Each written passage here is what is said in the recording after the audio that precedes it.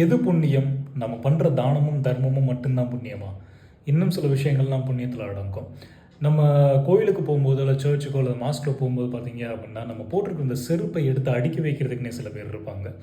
இன்னும் சொல்ல போனால் சில இடத்துல வந்து அதுக்கு நம்பர்லாம் போட்டு தொட்டு அதில் நம்பர்லாம் போட்டு பாதுகாப்பாக சூதானமாக அடுக்கி வைக்கிறதுக்குன்னே சில பேர் இருப்பாங்க. அவங்கெல்லாம் ஒரு ரகம்.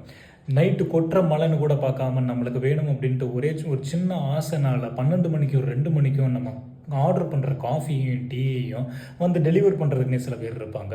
இன்னும் சொல்லப்போனால் நம்ம கொடுக்குற அந்த 10 ரூபா 50 ரூபா டிப்ஸை கூட எதிர்பார்க்காம அமைதியாக சத்தம் இல்லாமல் போகிற சில பேர் இருப்பாங்க.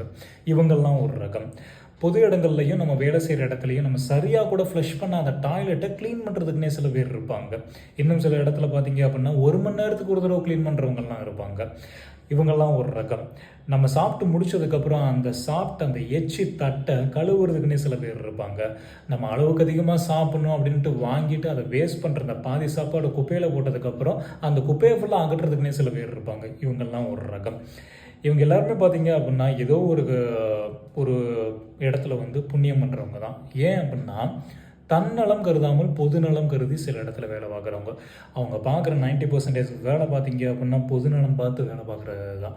இவங்களுக்கு சம்பளம் வருது, இது வருது, அது வருது. பட் எல்லாத்தையும் தாண்டி தன்னலம் தாண்டி பொதுநலத்தோடு வேலை பார்க்குறதுனால இவங்க பண்ணுற நிறைய விஷயங்கள் புண்ணியத்தில் தான் அடங்கும். இவங்க பண்ணுறதெல்லாம் புண்ணியம்தான். இவங்களுக்கு நம்ம பண்ணுற மிகப்பெரிய ஹெல்ப் என்ன தெரியுமா? 50 ரூபா கொடுக்குறதோ, டிப்ஸ் கொடுக்குறதோ, 100 ரூபா கொடுக்குறதோ அதெல்லாம் கிடையாது.